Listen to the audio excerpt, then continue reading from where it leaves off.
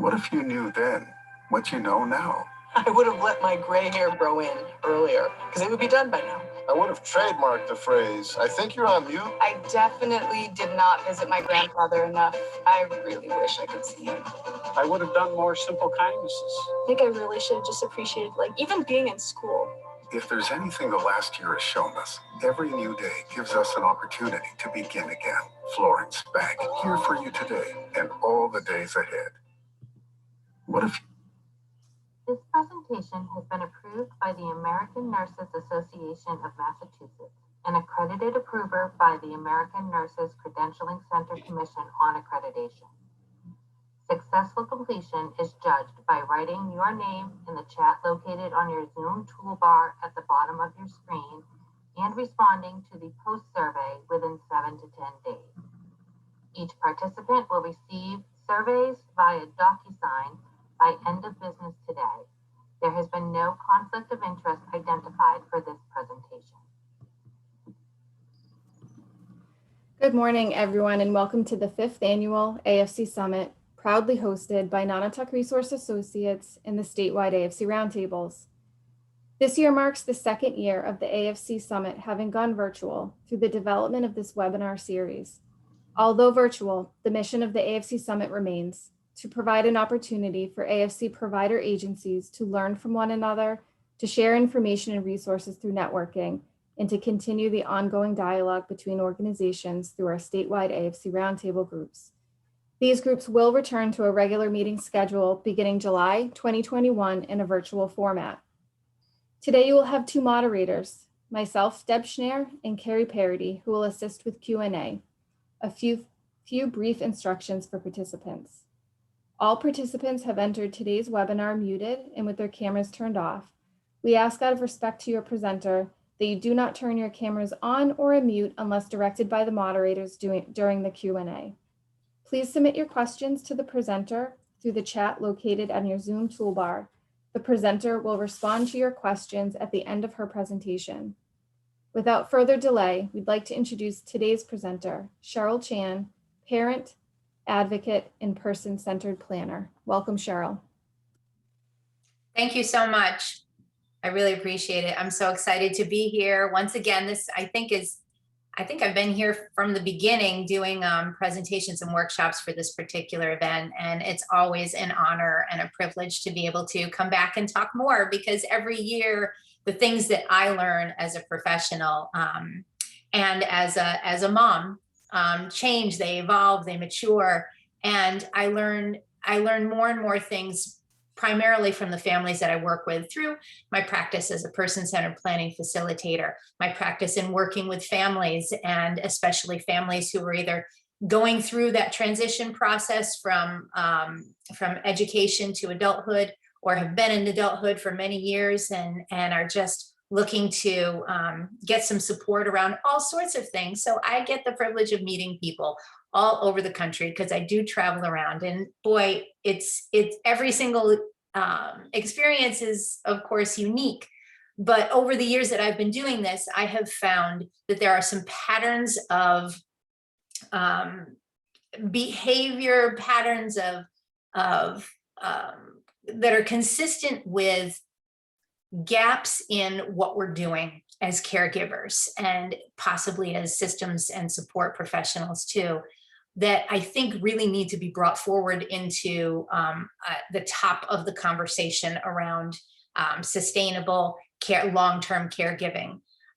So I have developed over the years a number of different topics for my workshops. They have included circles of support, relationship building. They have included person-centered planning as conversation starters and things to inform planning for future. They have involved loneliness and isolation.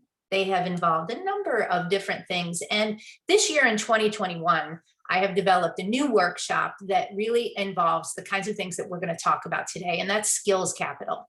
I have a different version of this workshop that I call Stop It, that is a little more focused on parents as caregivers. And we talk very openly and very honestly about those kinds of things that we're doing that may be actually impeding the path toward independence and the folks that we love reaching their highest potential.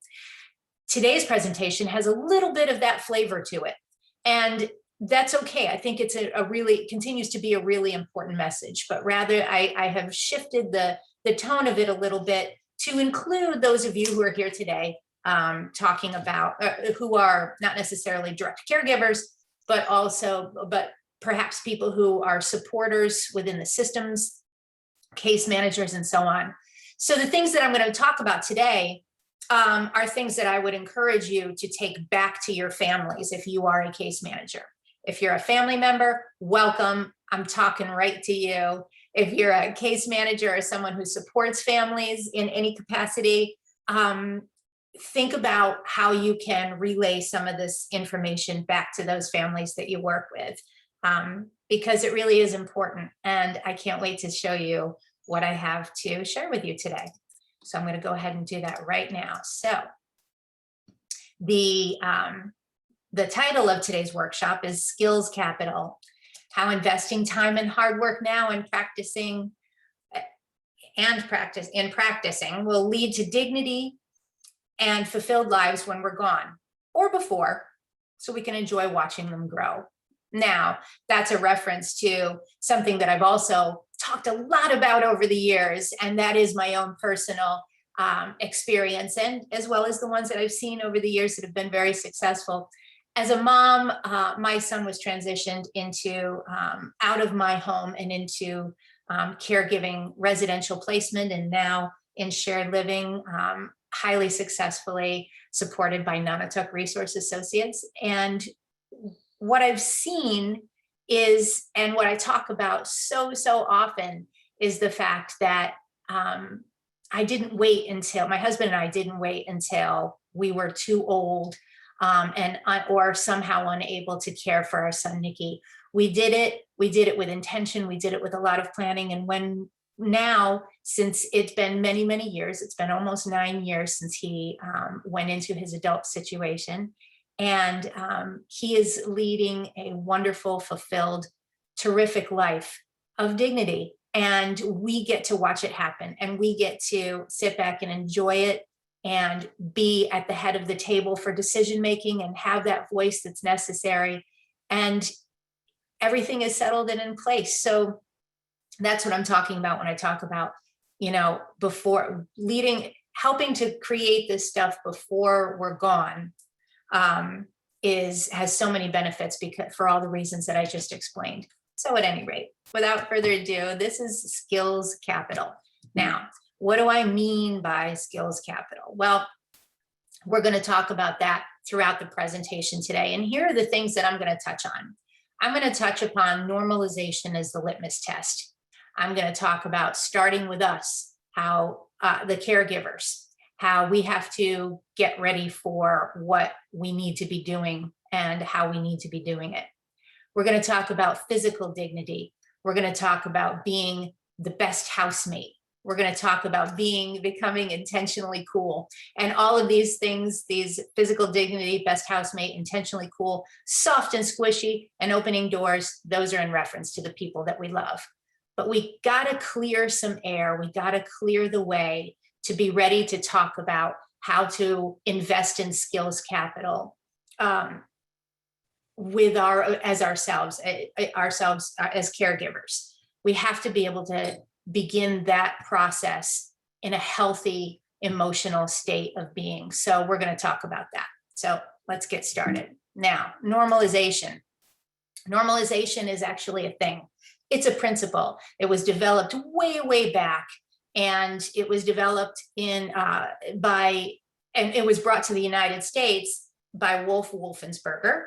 Not created by Wolf, but developed and brought into the conscious of the United States back in the 1970s. This is a picture of the front of his book. It's a very hard book to get, but if you can find it used, please go ahead and do it. I highly recommend it. It's an amazing, at that time, really forward-thinking principle, but it's actually a very easy one. I have a quote here from this book that I want to read. You have to please forgive the outdated language and excuse that. And really, I want you to look past that and hear what it has to say. The idea of the principle of normalization is that we must make available to people with disabilities patterns and conditions of everyday life, which are as close as possible to the norms and patterns of mainstream society. Now, I bring this forward in a lot of discussions lately since I read the book, because I've become such a big fan. But you know, I also want to bring it closer to home for those of us who are caregivers and supporters of caregivers. And I want to move it into not just how it applies to the people that we're supporting and providing them with those patterns and conditions of everyday life, which is close as possible to the norms, but also place that same principle within ourselves and embrace that same principle as we start thinking about how we're going to shift our thinking and how we're going to best prepare those that we love. So let me explain what that means.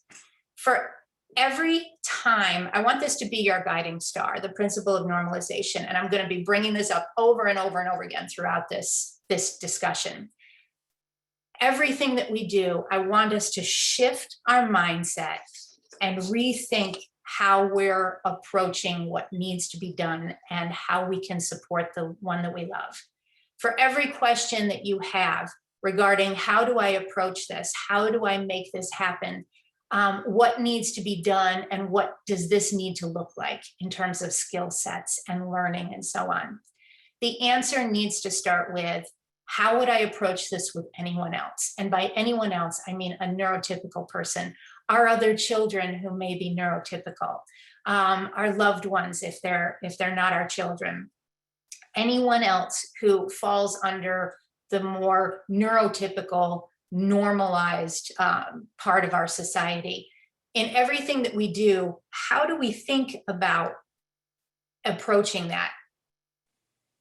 And I talk about this because I believe that we are all conditioned as a society to look at people, and as parents and caregivers, to look at people with disabilities, and instead of thinking, okay, we need to prepare them with this skill set, we approach the entire thing with an energy that is negative instead of positive. It's that energy of, okay, well, if we're going to look at this skill set, first of all, we're going to acknowledge that they can't do it, period, that they're not capable, that it's not going to go the way it should, that there's all sorts of barriers to this happening.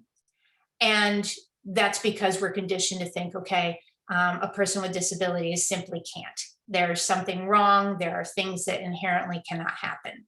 And while we have to keep that to some extent in our basis of reality, our approach from the get-go should be, okay, this person, we recognize that this skill set is needed. How far do we reach? What has to be our guiding star? Well, our reach needs to be maximizing that person's availability to access all of those things that all of us can access. And I hope that makes sense. So for every single thing, when we're thinking about skills capital and thinking about the investment we need to make, thinking about the teaching that we need to do, thinking about the support that we need to give, where we need to get to is where we need to focus. And where we need to get to needs to be that maximum level of independence that they can possibly achieve. And that's not about normalizing the person. That's about raising our expectations so that we are developing the people that we love into people that have the most opportunity to lead their most dignified, most joyful lives with the most access and the most skill sets that make them active parts of our culture and our society. You know, all of us who have those accesses, who are not disabled, are not challenged with these kinds of disabilities, we have access to this and we don't even think about it. We simply can. We have access, we can get to things, we can make our own decisions. And so we don't naturally think about the idea that what would happen if we couldn't. And those are things that we need to apply. So all of these things under the heading of the principle of normalization, I would encourage all of us to start thinking about how we shift our thinking again from, okay, when we're approaching a new skill or having a discussion of what needs to be done for the future and in the future, instead of saying, here are all of the reasons why, or here is what the alternative or accommodated setting should look like. We need to be thinking, okay, if it were me, if it were anybody else I know, how would we be doing this? What would we be doing? What would the set of expectations to be? And that's what we shoot for and realize and help our person realize to their maximum ability. Now, as I said very early on, when I was going through what we're going to talk about today, I said, you know, we have to conquer the emotion. We have to talk about and acknowledge the barriers and the thinking that we all have and we all apply to why these things may not be able to happen.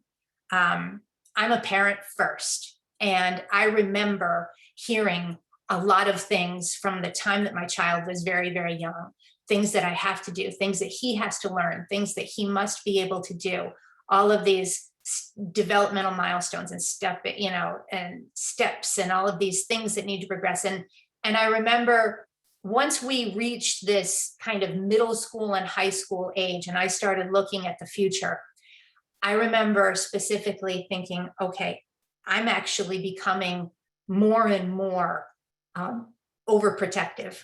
I'm actually possibly even reducing opportunities. And that really is on me. I don't think I was as woke then as I am now, so I'll bring it to light now. But I do remember wishing that I didn't have to deal with all of these things because it's scary, because I have a nurturing instinct that continues to believe that my growing young adult son, and even now he's 28, that my 28-year-old son is a child. And he may be, in many different ways, but my nurturing instinct remained and continues to remain in a lot of ways, despite what I talk about internally. My nurturing instinct is to continue to treat him like a little boy who I shouldn't have expectations of, or I shouldn't teach some of the principles that we're going to talk about today that build relationships. He should be excused from learning the kinds of things that under the principle of normalization, I would expect any 28-year-old to do. And that's what I want to try to get through to you, that while we have to acknowledge, first I'll acknowledge that this is not easy, that there are many layers of things that become barriers and obstacles to us embracing this concept. We have to begin internally. Among the other things that are barriers to us thinking about skills capital, there's not enough time. We are living day to day. We are surviving. We are living in survival mode. You know what? If we can just get from the time our person wakes up to the time that it's bedtime, that's a good thing. That was a Herculean effort, and I got no time for anything else. I need to get through it. We have fear, lack of realization of what what I'm about to talk about, because it's not inherent. Guilt. And finally, love. I love my person so much that I don't want to think about this next steps or these next skill sets or any of the things that really I probably should be thinking about, because I just love them too much, and I plan to take care of them forever, and I'm going to make sure that they're protected forever from all of the things that happen to all the rest of us, and no one can love them nearly as much as I do. I get it, because I live it too.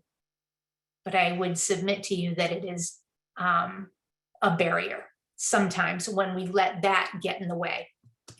Because really, as our dear friend Tina Turner would say, what's love got to do with it? Love has a lot of things to do with it, but let's apply the principle of normalization, that principle in our heads, and think about ourselves and think about the neurotypical people in our lives, maybe our other children or our siblings. Do we love our children less as they grow more independent? Are independent people more lovable than dependent people? Ourselves, did we learn to be independent, or did we grow new skill sets that we needed for our adult future without training? If we have not, and if we had not learned from other adults how to be adults, what obstacles would we have run into? You know, there is, and if we think about those things, like I said, in terms of applying it to ourselves, there's a lot of questions that come up, and a lot of things I've heard over the years.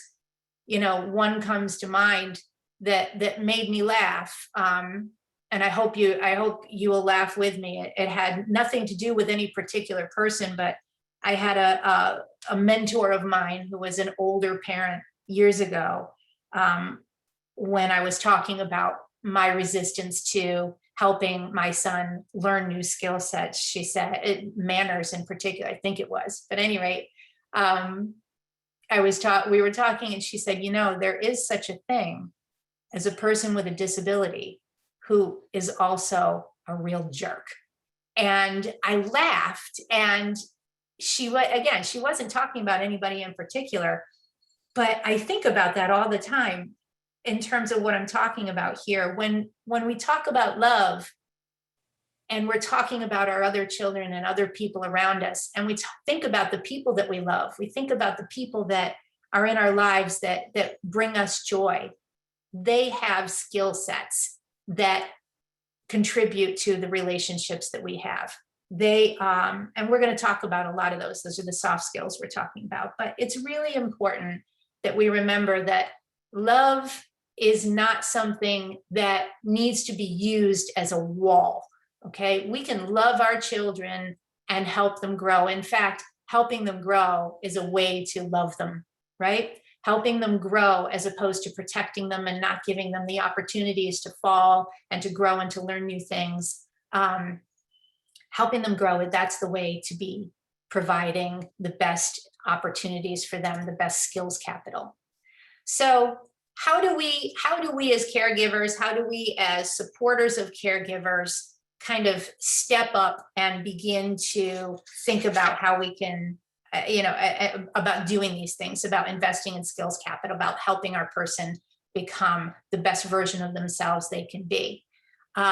Well, there are many ways that we can do that. We have to commit to opening up ourselves to vulnerability and truth, and to prepare for change. We have to commit to other people coming into their lives. We have to commit to growing our expectations. We have to commit to a little bit less of that overprotective instinct. Reaching out to others on the journey is so, so important. The things that I cherish most in terms of my learning lessons on my own personal journey are the others that came before me, who were able to say, this might be a mistake, be careful what you do here, and so on and so forth. Parent support groups, which allow families to share advice, provide support, and explore resources, lessen the possibility of maladjustment for ourselves. These groups are not only allow families to have a support group, but they also raise community awareness of the needs of the person with disabilities in their family. So parent support groups, I'm one of those people who goes, oh, support groups, oh God. So, support groups come in many different forms. They can be places that you go and events that you attend, but they can also be online communities that are just kind of ongoing, that you can troll, so to speak, or you can just kind of watch. You can participate at any level that you want.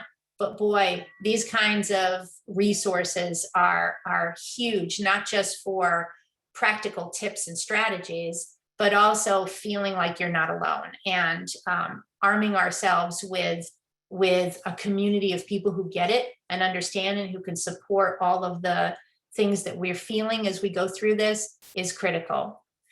I am a huge fan of therapy. There's a lot of parents and caregivers who really find that therapy for themselves really brings them to a greater place of strength. It's also important that as you begin talking about skills capital, that everyone in the entire household really buys into the concept and really steps up and says, yes, as a team, we're all going to set our expectations differently. We're going to raise the expectations. We're going to work together to intentionally bring forward opportunities that build skills. And that's really important because any one person in the household who doesn't buy into this concept can really deplete the entire team's efforts, and the individual will become confused. So that's really important as a family. And creating a plan. And there are all sorts of different ways that you can create a plan, but by that I simply mean approach all of this with intention, approach it with some planning, make some lists, and I'll be bringing you some tips and tricks on that too. So this first part, really, I wanted to make sure that I acknowledge the fact that what I'm about to talk about, investing in skills and how we need to do that and why, starts with our own inner battle that hopefully will be short-lived as you arm yourself for it, that will, that I acknowledge that the things that I'm talking about are a stretch, that they make us vulnerable, that they make us emotional. But I will also give you this. Investing in the ways that I'm going to talk about today in skills capital, helping your loved one be ready for when you're no longer here, is really what this conversation is about. And that is the greatest gift that we can give the person that we love. Setting up a life where the people that we love are maintained in a small kind of silo, where they are, by virtue of every bit of strength that we have, they are protected, they are safe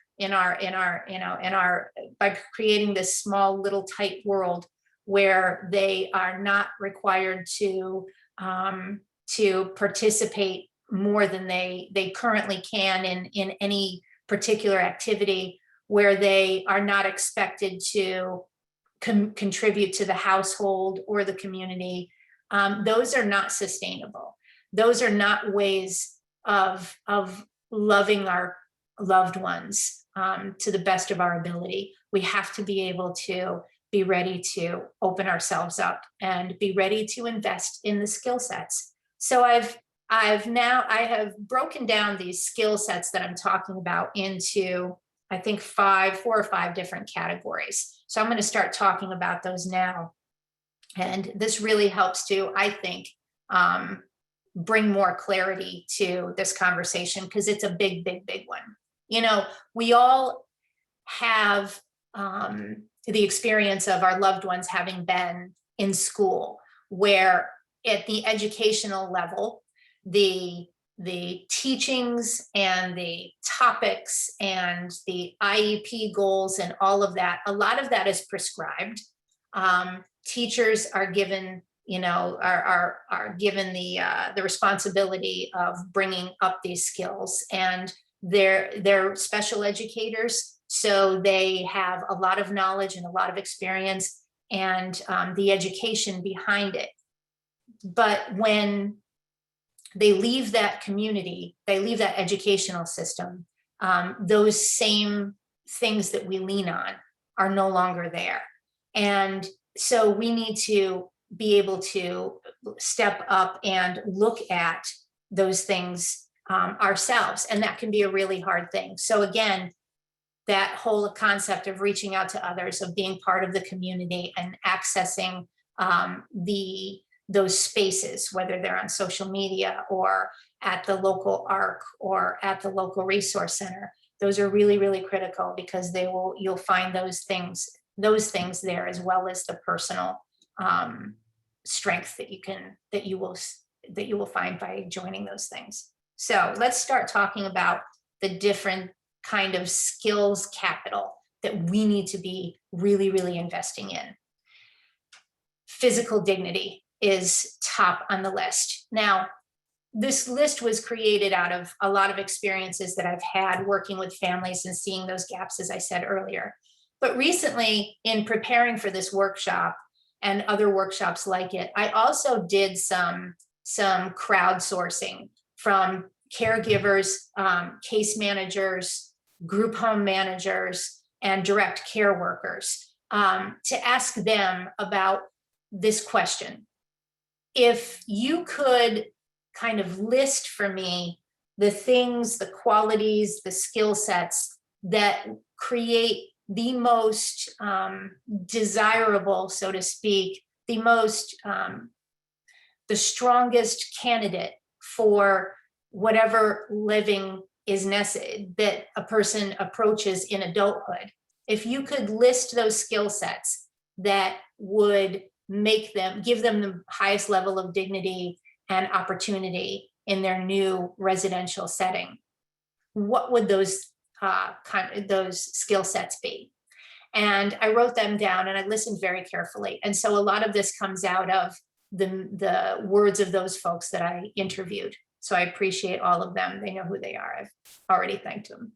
So investing in physical dignity, I'm talking about personal care. Striving to reach the highest level of independence in that arena is one of the greatest skill sets that we can invest in for the people that we love. Now, I don't care if you are a caregiver or if you are overseeing caregivers who are in their, of people who are in their 20s, 30s, 40s, 50s, 60s. It doesn't matter. There is never a time where this cannot be rethought and approached with the idea that we can do better and that they can improve.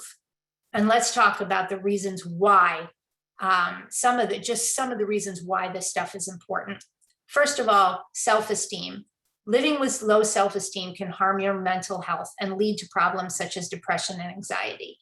And I start with that because I know that that hits a really important heart subject for those of us who love the ones that we care for or are caregivers of others.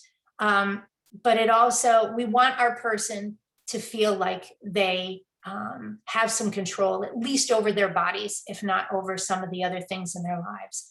We want them to be able to feel like they have some level of self-esteem. And self-esteem, studies will show, lead into, like I said, problems such as depression and anxiety. Those can start rolling into health problems and so on and so forth. So if nothing else, the beginning reasons of looking at skill sets, investing in helping a person raise their personal care skill set, there is one. It's low self-esteem and all of the rolling effects that low self-esteem can contribute to. Second, vulnerability. When we're talking about helping a person improve their personal care, and by personal care, I think that doesn't need a whole lot of explanation, but I'm talking about private care of their bodies. I'm talking about sexual health. I'm talking about, the teeth and the hair and all of that goes into it, showering, so on and so forth. Vulnerability is another key reason why we need to make sure that we're bringing this forward in what we're doing and what we're thinking and how we're helping to care for people. Because the more hands-on assistance your loved one needs, the more vulnerable they are to abuse and neglect. Really, really important. And again, right now, you may be thinking, I'm the caregiver, I'm the mom, I'm the sister, so, it's okay, they're in a safe space. But again, I want you to think about that principle of normalization. And I want you to think about the fact that you are not going to be here forever. So you need to think about the next person who might be caregiving for them.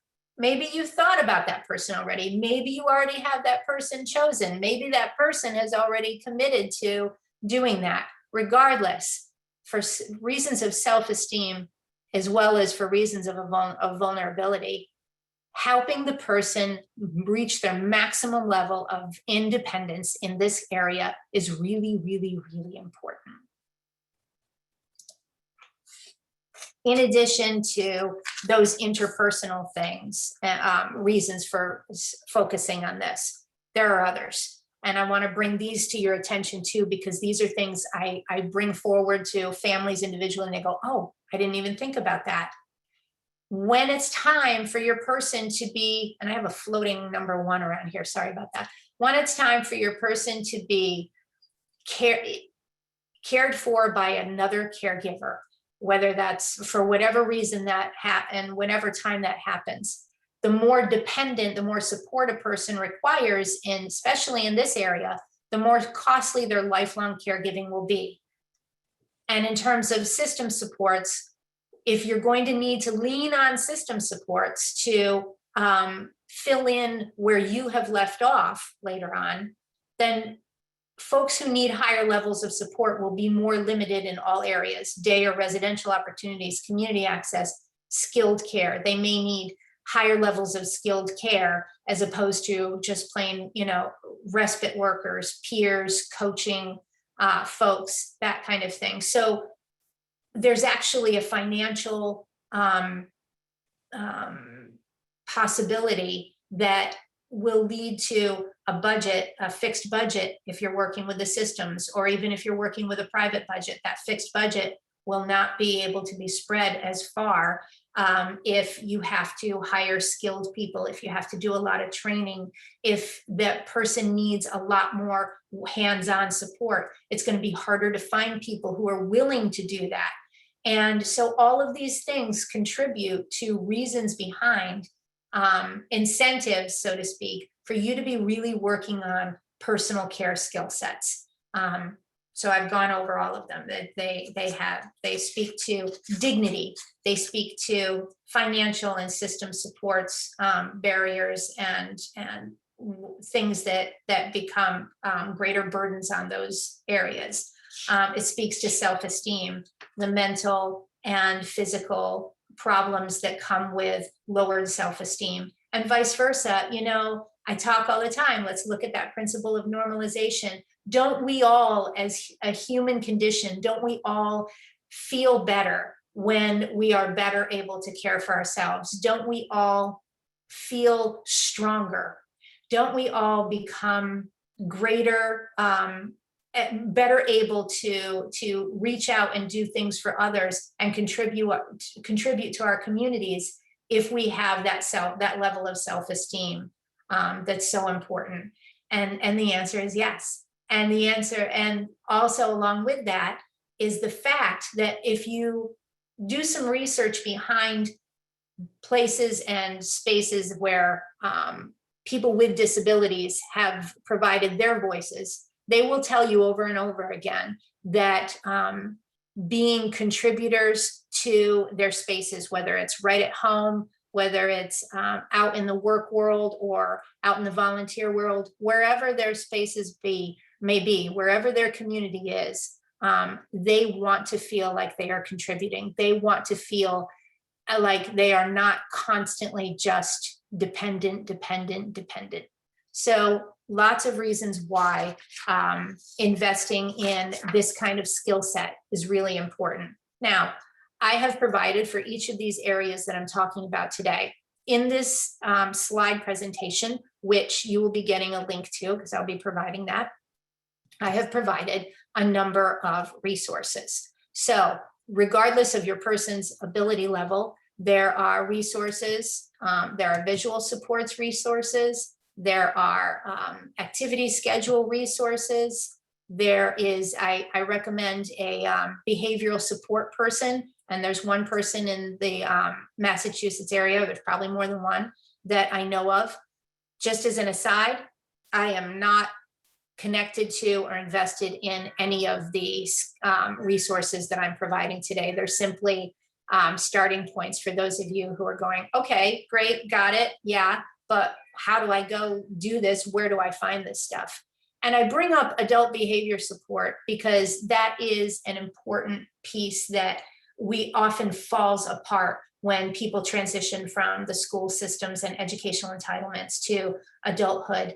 A lot of the people that we love, people with disabilities, receive a lot of training, behavioral support training, whether it's through ABA or through other means. Behavioral support it plays a key role for a lot of people. So there are resources for adults that exist. You got to dig for them a little bit. A lot of times you have to fight for them if you are working with system supports, but they do exist. And I highly encourage you, rather than saying, okay, now I got to figure out what ABA is and how to do it like they used to in school, lean on the resources that are provided and go and find your own. There are tons and tons and tons of resources for how to help set up visual supports and help set up reminders and things like that that adults can access.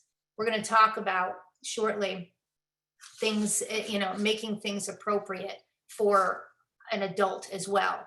And that is an underlying theme in here in terms of skills capital too. So I will touch on that in a second, but I want to make sure that you understand that the ideas that I'm bringing forward also speak to an adult environment, an adult atmosphere.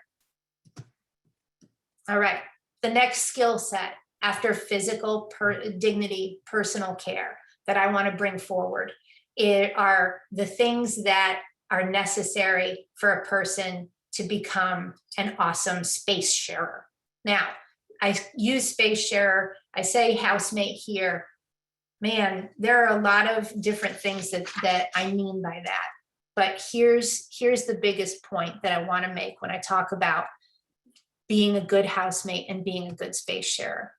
For those of us who are caregivers, for those of us who are parents, there is a huge leap in going from having a child in the house, I'm talking about the same person, to that person becoming an adult in the house.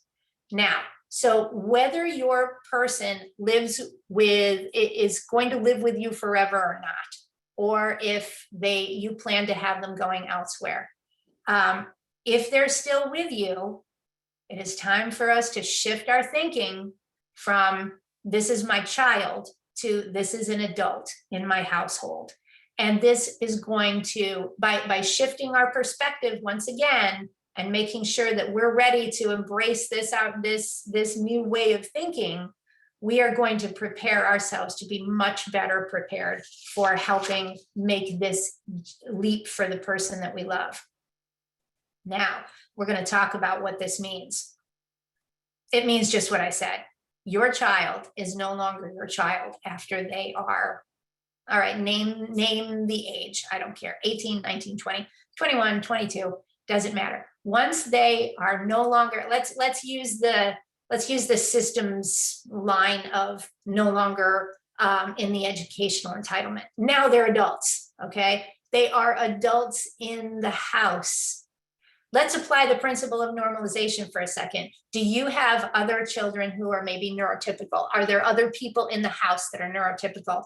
Think back yourself when you got out of high school or when you got out of college or were in college. Did your parents continue to treat you like you were a little person, like you were a little child? If they did, it probably drove you nuts. So, applying the principle of normalization, that's pretty likely to be the case for the people that we are caring for.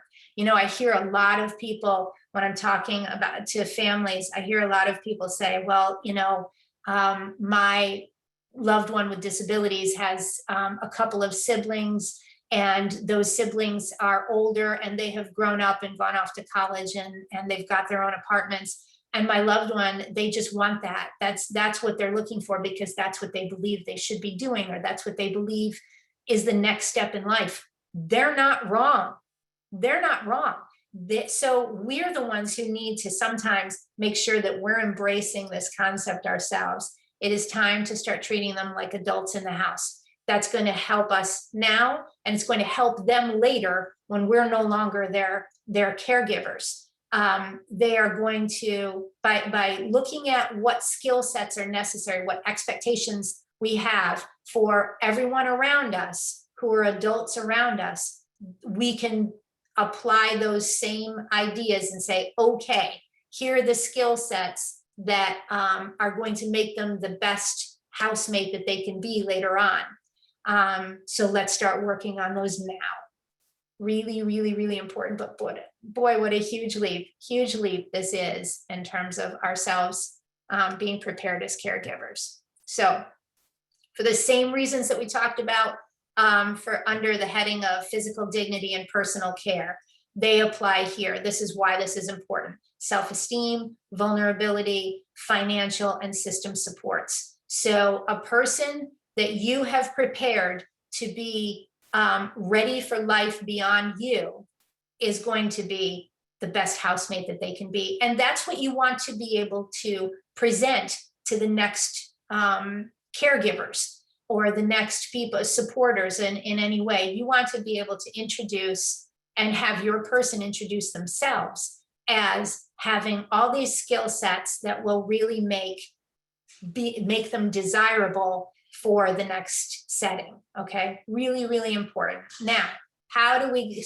approach this concept? Well, I just simply did a long time ago a Google search. I started typing in independent living skills, and I found a plethora of different articles. So I've shared a few here. 6 independent living skills kids need before moving away from home. I've added, or even if they're staying home.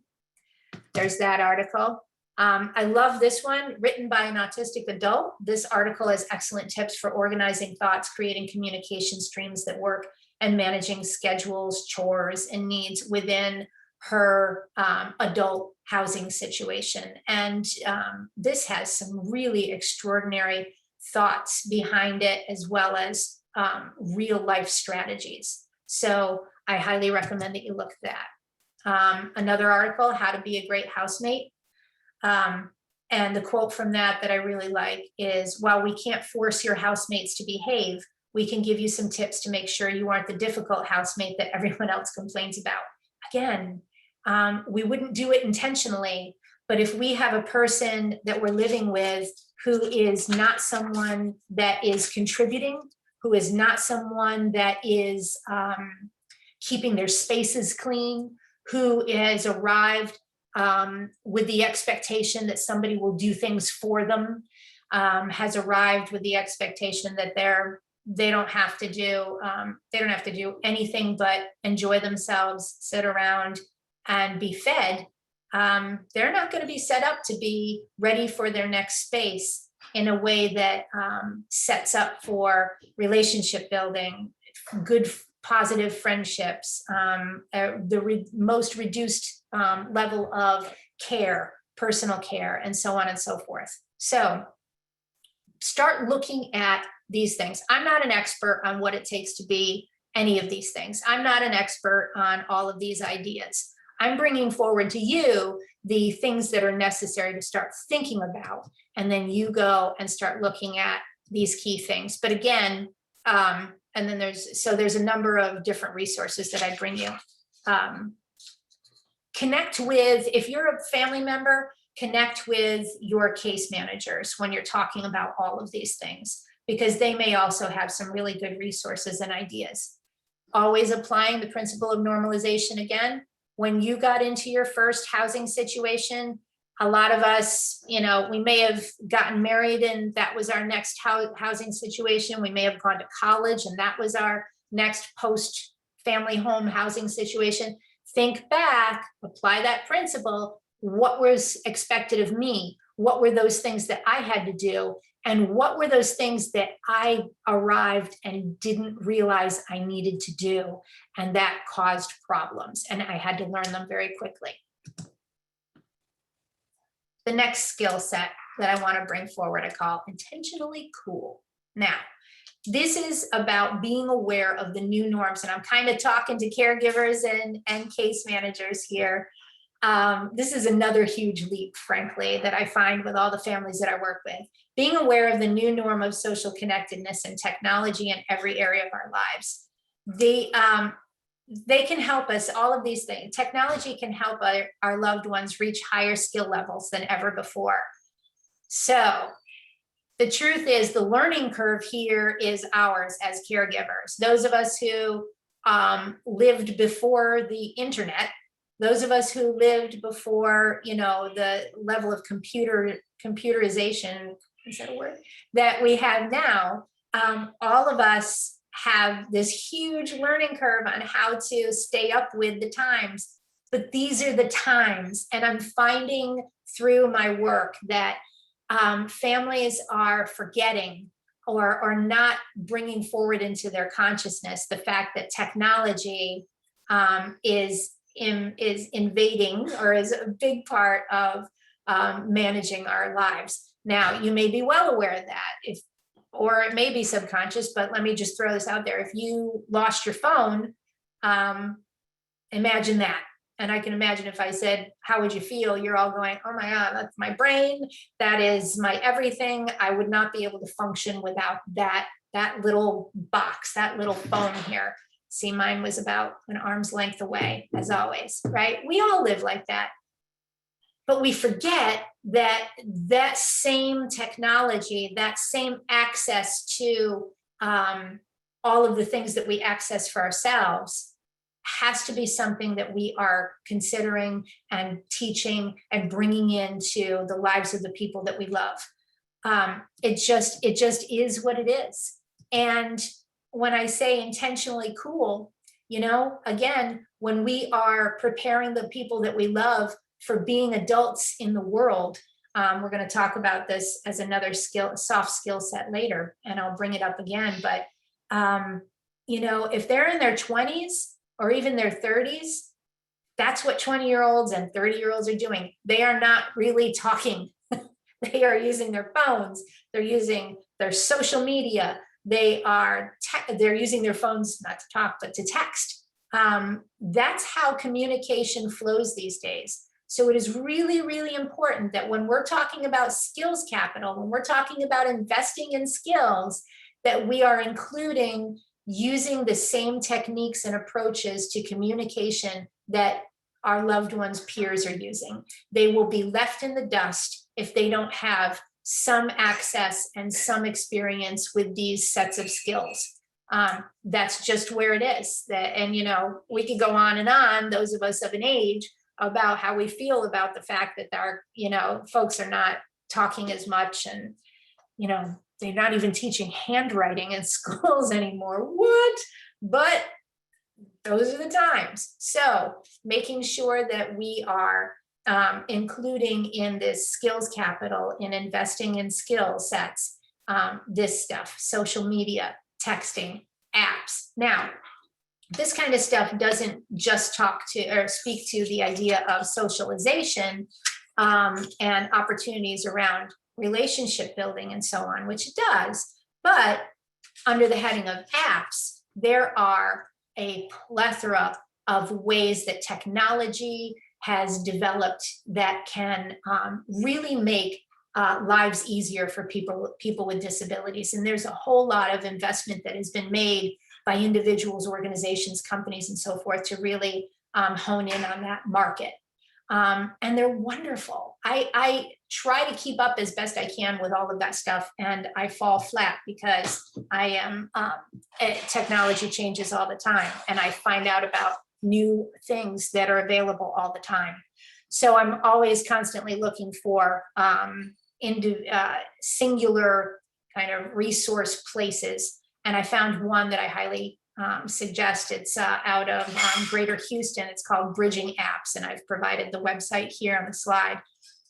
But this is the library.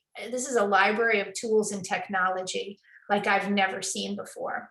So again, there's a learning curve for all of us as caregivers, but investing in teaching yourself and finding ways to incorporate these skill sets into your loved one's life is really, really important. Go find a younger person, okay? Start interviewing them, ask them, what is it that you and your friends use to talk and to communicate? How do you plan things? How do you get together? What does all of that look like? those are the things that we need to be looking at as we talk about and think about technology and how that can be incorporated into the lives of the people that we love. But you know what? I also want to acknowledge that the idea of having our person involved in social media is terrifying. And that's because it terrifies us, right? That's because we've heard all sorts of stories of individuals becoming victimized through social media, bullied through social media. I get that.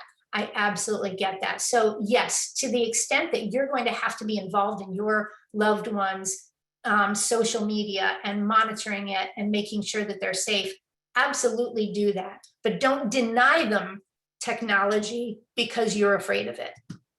I have included in this 3 particular guides for internet safety. A lot of this is for people with autism spectrum disorders, but don't just ignore that. That's where a lot of resources happen to be under a lot of these headings. Go to them regardless of what kind of disability you are caring for, kind of disability that's in your life, because all of these apply to all of them. So by all means, include safety in your thinking.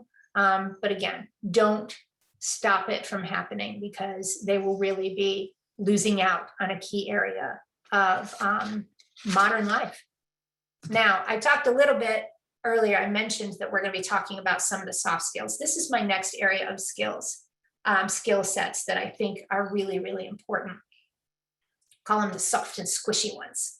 These are the skills that most of us develop naturally, but often need extra attention and an intentional approach for people with disabilities. I talk about this in a lot of different workshops and so on, and I touched upon it a little bit earlier, but it's important to remember, and this kind of speaks to that principle of normalization again. It's important to remember that we develop things naturally. You and I develop things naturally. We develop our, emotions like compassion. We develop an understanding, a natural understanding of body language, interpersonal communication, and nonverbal communication. All of those skills, a lot of us without disabilities are able to develop just kind of naturally. People with disabilities, a lot of them also do. Many of them also don't. So if you have a loved one who has an autism spectrum disorder or an intellectual disability, a lot of these things don't necessarily develop the way that they do for all of the rest of us. So we do have to approach them with intention. And these are things that are often left unattended or unthought of because we just don't think about them as, or we think about them, but then we think, well, my person doesn't necessarily, is never going to master them. They're never going to absorb them. It's never going to make sense to them. So I don't need to teach them. If that's the case, I still submit to you that you have to look at these soft skills. And I'm going to tell you why now. And we'll start with, what do I mean by soft skills? They include some of these things: team spirit, working with others, working well with others, helping to be part of a group of any kind. We all have them. We are all involved in groups of all sorts of different kinds: interpersonal groups, groups of friends, groups at work, groups in events that we attend, and so on and so forth. Self-confidence, we talked a little bit of that under the heading of self-esteem. We talked about it under physical skill sets. We talked about it already, but self-confidence is one of those soft skills. Communication, really, really important. It's not necessarily a soft skill, but it's an important one. Empathy, assertiveness, and personality. All of these are soft skills that we need to approach with a little bit more intention for the people that we love, because they may not necessarily come naturally. Now, let's break down a few of these things and tell you what I'm talking about. Again, we're talking about in this workshop about really skills capital that are by skills capital, we're talking about those things that we want our loved one to have to carry forward when they are no longer cared for by us, or even now while we can still help them enjoy those soft skills, all of the skills. And, you know, soft skills are really, really important for this reason alone.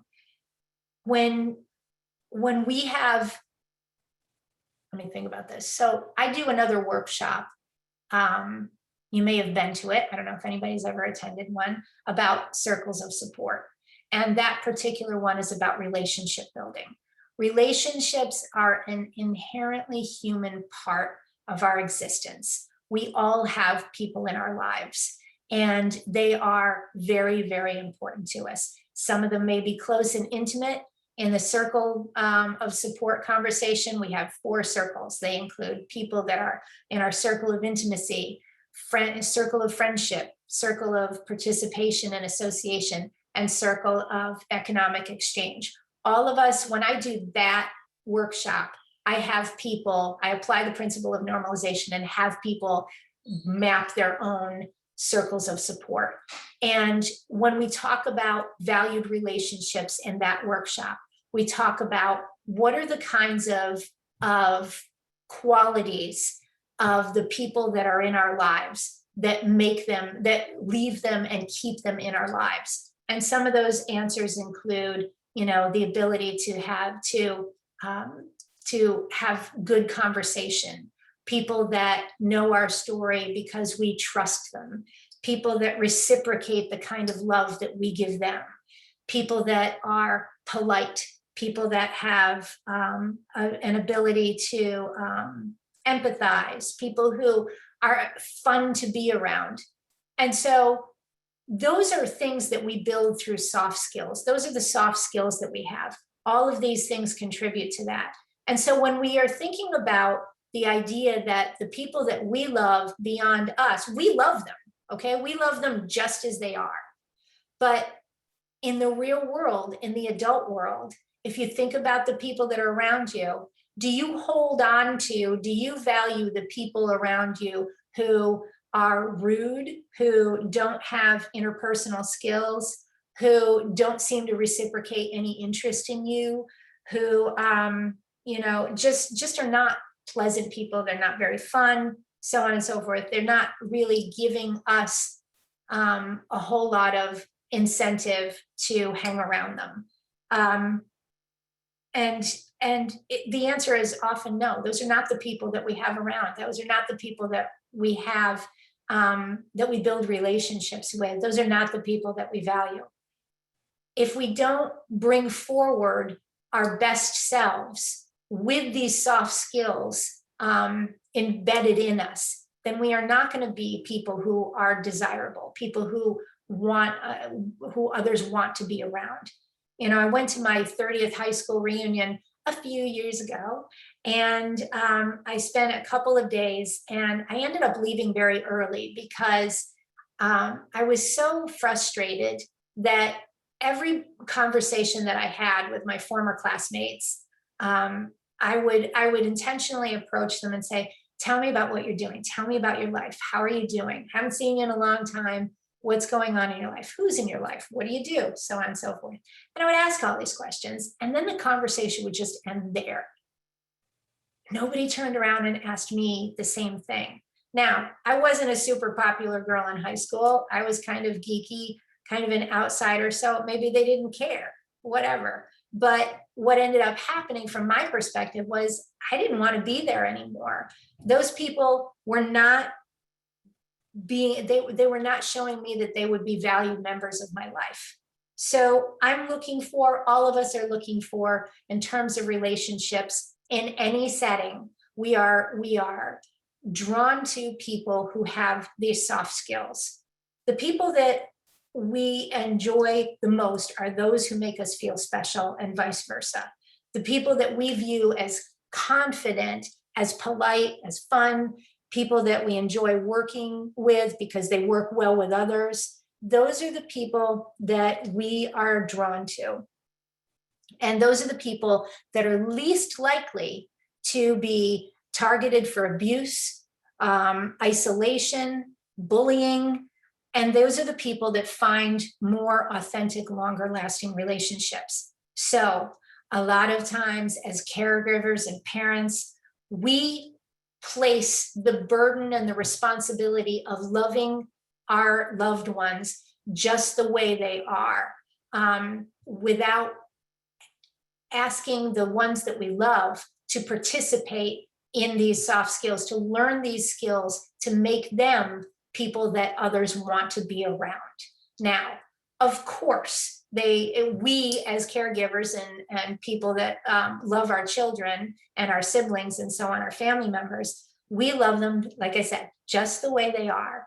But take a close look at how that some of these soft skills, are they able to show empathy? Are they able to show reciprocity in what they're in their conversations and in their actions with others? Are they able to show compassion? Do they have a team spirit? Are they okay in working with groups? Are they adjustable? Are they adaptable to those things? Do they have self-confidence? Do they have manners? Are they able to participate in problem solving, either themselves or with others? Are they assertive? And again, this is not meaning to, I'm not trying to say to the extent that you and I are, but within themselves, have they maximized these skill sets? Because that will make them emotionally prepared, that will make them ready for authentic relationships. And all of these things build ultimately into people who are joyful, desirable, good friends, safe, strong, and confident. And remember, as always, applying the principle of normalization is key in all of these things. This is really, really important stuff. Unfortunately, these kinds of skills, for all the reasons I've already given, are ones that are not often really honed in on. So teach whatever you teach, again, applying the principle of normalization. If you have other children or other people that you have helped raise or are helping to raise now, whatever those sets of expectations around these soft skills, around being empathetic, compassionate, polite, and confident, those should be applied exactly to the people that we love, so that they begin to build themselves into people that will be contributing to their own different spaces. Now, as usual, I've given you a few different, actually one in this particular case, one really good resource. And so I encourage you to look up that one. This one I used with all of my person-centered planning clients. It's an extraordinary website where they have, based on age ranges, they have all sorts of exercises and learning modules and things like that for building on the kinds of communication skill sets and soft skill sets that we're talking about today. I love this website. They don't know that I love them, but I do love them. Now, my last skill set that I want to talk about is one that, remember early on I said that I did some cultivating of ideas by crowdsourcing from people who do this a lot more than I do in terms of direct care work and systems, home management, and so on and so forth. And one of the things that they brought up to me, which I never even thought of, was a skill set that is definitely often overlooked. And there's good reason for it, but as it turns out, it's a huge barrier.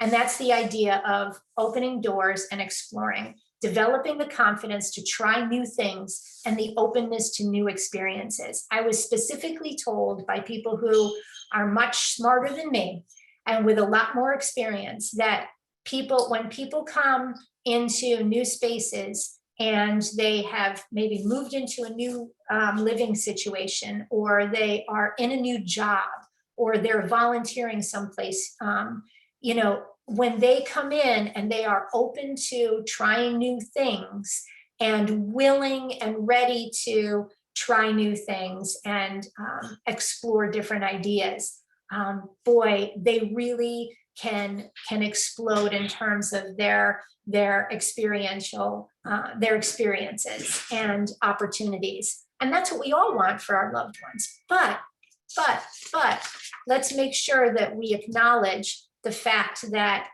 there are reasons behind why we do these things. Now, we build fortresses of care with strict routines and try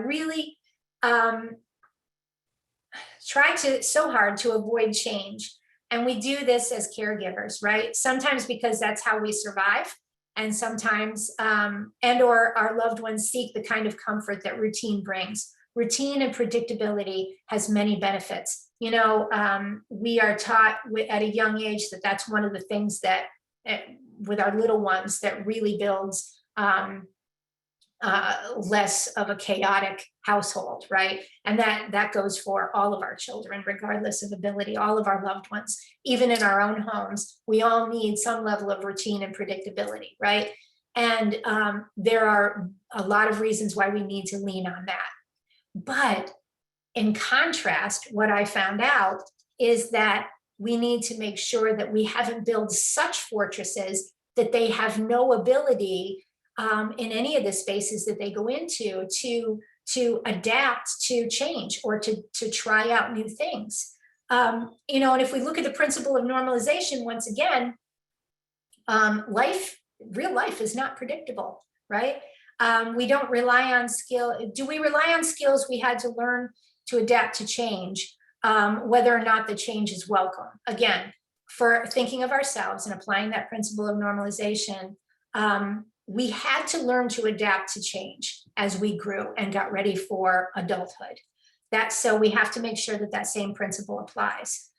Sometimes the change is welcome, sometimes it's not, but adaptability is really, really, really, really important. So just some tips and some ideas for new ideas and how to approach this skill capital. Volunteering just once in an event that is of interest to the person. Rotating the chore schedule in the house. Committing to one new trip per week somewhere where we haven't been.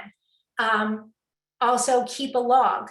I have more ideas, but as you're going along, I encourage you to think about keeping a log.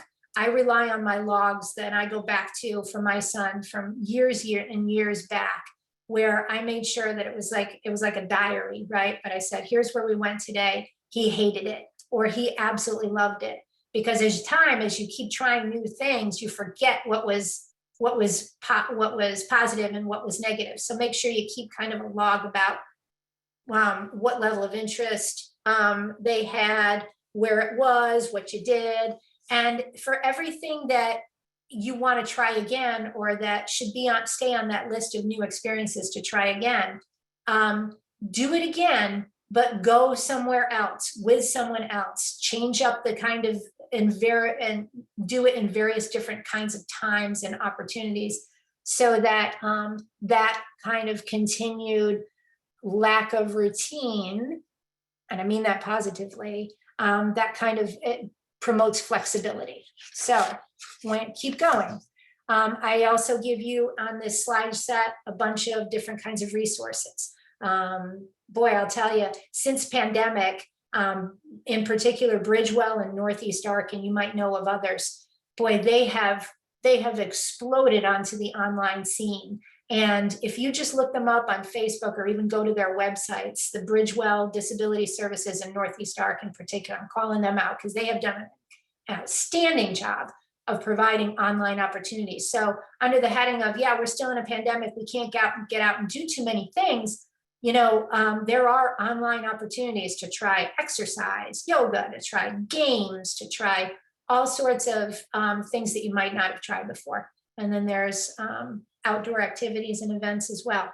The idea being flexibility, flexibility, flexibility, and that can only come with both internal inside the home and external outside the home, new experiences and opportunities. And that can be a really hard sell. I get it, because sometimes inflexibility means that trying new things can lead to dangerous situations and scary situations. So don't do it alone. If that's the case for you, as it used to be for me with my son, bring others along, plan ahead, but don't stop opportunity because of those fears. work around them, come up with ways to make it happen. So let me summarize, and then I'm going to take all the questions that might have come up in the chat.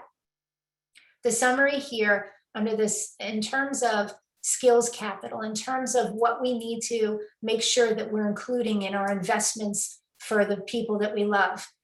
In addition to all those things that we all hear about all the time, taking care of housing, Social Security, guardianship, special needs trusts, all of those employment stuff, finding agencies, and all of those brick and mortar things that we're doing. We also need to be looking internally, turning around to the one that we love and saying, what are those skill sets that we need to invest in with you and in you to make you, the best version of yourself that you can be. ADLs and personal care, being a good housemate, technology, authentic, natural human interaction, those soft skills, flexibility and exploration. And as you look at all of these things in absolutely everything, embrace that principle, make your guiding star be that, if it were me, what would I do? If it were my other children, if it were the other people who are neurotypical, who don't have the barriers that people with disabilities do, if it was them and I was guiding them, what are the expectations that I would hold? What are those skill sets that I would want to make sure that they have? That's where we begin. That's where we will have the most success. And I also include in this slide set a bunch of recommendations for ideas to get started. I'm going to skip over those because I'm looking at the time and I know that my time is coming close to an end and I want to make sure questions. But when you're reviewing these slides, which I know you're all going to do right away, take a look at the kind of action items, those first steps that I recommend that you get started with. And as always, I thank you and I appreciate everyone's time, everyone's attention, and everyone's support, because I often get a lot of people in attendance who, and the feedback is often really positive, and I feel blessed and grateful that you continue to come back. So thank you. I will now take questions because I need a drink of water.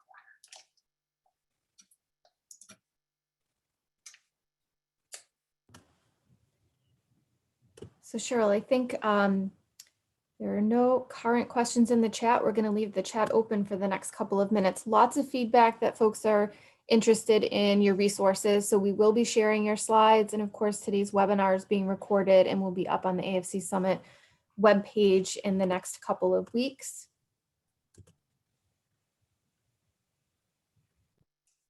Yeah, Cheryl, I think another big takeaway is people really want to share this with the families that we work with. Yeah. Take this back and share all this information so that if they weren't able to attend, that they can now, that we can share that, all these resources and information. Yeah, they're really, really important. And, you know, case managers and people who are supporting families, you have a lot on your plate to think about. And just those basics take up all of your bandwidth and all of your time. So I want to, you know, even though the messaging really is going to hit home mostly with maybe parents who participated today, I really encourage you, and I'm glad that you're thinking, okay, I should be sharing this with my families, because you can't be there every single moment. But boy, you can certainly help them get moving forward and progressing with this kind of information. So thank you for saying you're willing to do that, share it with families. I appreciate that. There is a question if you know if the resources are available in multiple languages. I'm not sure if you know that or not. I know that the ones on autism housing pathways, many of Catherine Boyle's tools are available in multiple languages. I don't know about any of the others. I apologize. So this question about how do you ask a caregiver what is going to happen to their child when they pass? It's very hard to bring this up, and I have several that don't have anything in place. Yes, yeah. Okay. There's that would probably be another hour. Yeah, I know. That's a tough one. It's, first of all, don't be afraid to ask that question. The response is going to be a whole spectrum of emotions. Some parents are going to say, well, I never thought about that. Some parents are going to say, oh, I'm not going to die. Some parents are going to say, I've already taken care of that. I have a daughter, and that person will just take it on. And some people will probably get very emotional about it. It is such a tough one. So how do you ask? Well, again,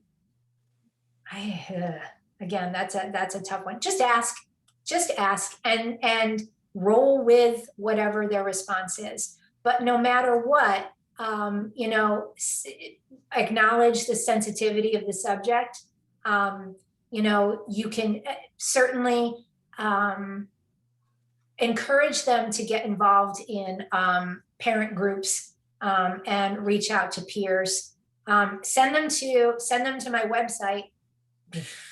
Little plug here, because I do a lot of presentations to families about the real importance of, and they're very direct workshops, and I don't hold back. But I can say those things because I'm not a case manager and working for an agency. So by all means, send them to my website, personcenteredplanning.com, where my workshops are all available. But yeah, you have to ask. You still have to ask. And you have to ask. Don't be afraid to ask, because you got to know, because you got to build your plan around whatever their response is, right? Right.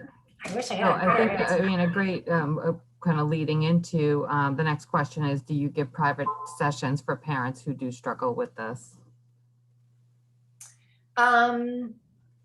Yes. I usually, my approach is this. I do have a bunch of services that I do.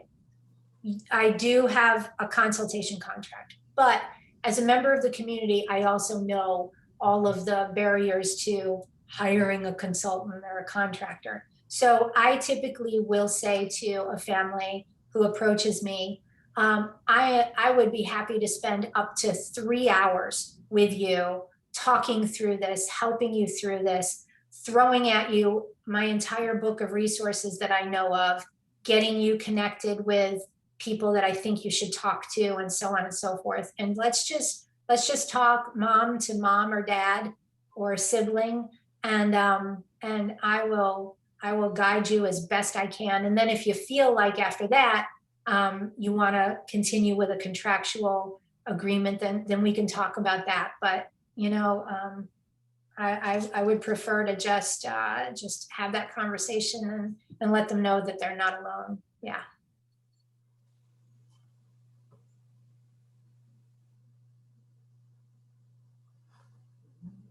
Someone says, thank you, Cheryl. You've given me one of those important aha moments. I really appreciate your insight, parent to parent. You're welcome. You're welcome. You're not alone, wherever you are. None of us are alone. Make sure you know that.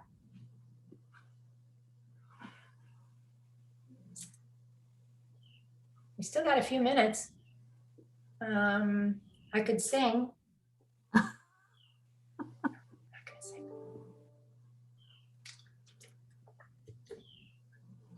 You could have 6 minutes for free. Okay. What are I am gonna check out the chat and see if I can think of anything. Okay. In the AFC program, I'm just reading, in the AFC program, the caregiver stipend is linked to their level of care. It can be a difficult position for the caregiver to know they will lose significant income as they encourage their loved ones. Yes, that's a very good point. And I thank you, Nancy, for bringing that up. And that's frankly, that's one, in my mind, one of the biggest tragedies of the system's approach to this. The fact that and I think I know what you're alluding to, like if they become higher skill, if they gain more skill sets, that could negatively affect their level of care. And boy, what a travesty that is. Parent to parent, we always, a lot of times a piece of advice that comes down very quickly is when it comes time to getting your person evaluated and assessed for eligibility for adult systems, don't make them look good, and that's something every single one of us has heard. That is the first piece of advice that we get when we're approaching that time of our loved one's life. It's awful. It's ridiculous. But do not let that become the reason for not looking at any of this stuff, because you got to look beyond. If I have had people who have said to me, my person is 25 years old and I still shower them. I still spoon feed them. I hand them everything, and I expect the next person, the next caregiver, to be able to do the same thing. Or they might not even say that, but it's kind of implied that, that's okay. They're going to shower them until they can't shower them anymore, and then the next person will shower them.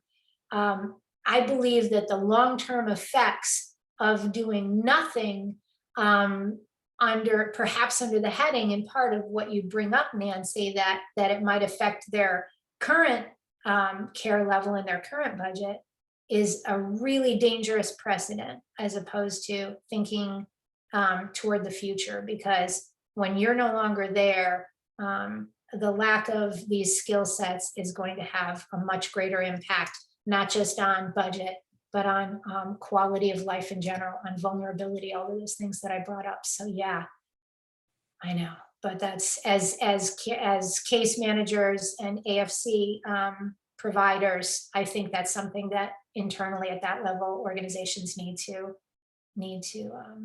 think about and talk about.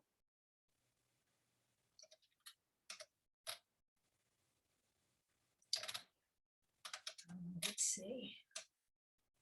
What else is coming up in chat? Well, thank you, everyone. I really, really appreciate all of the wonderful compliments that I'm getting. I'm never sure of whether or not the message is one that's appropriate or welcome. I always hope so. And when I get feedback that's positive, it's really, really important to me. And when I get feedback that in ways that I can change things or do better, I also value that. So thank you all so much again and again. And I hope you all have a great day. Thank you so much, Cheryl. Thanks again for joining us for the 5th annual AFC Summit. You've been a longtime friend and supporter of the summit, and we appreciate you coming back time and time again. We'd also like to thank today's sponsor, Florence Bank, and we hope to see many of you back for this afternoon's webinar, our final webinar of this series, Strangers in the House, the Dilemma of Living with In-Home Services, presented by Joe Massarelli, Director of the SVR Implementation Project. Thank you, everyone.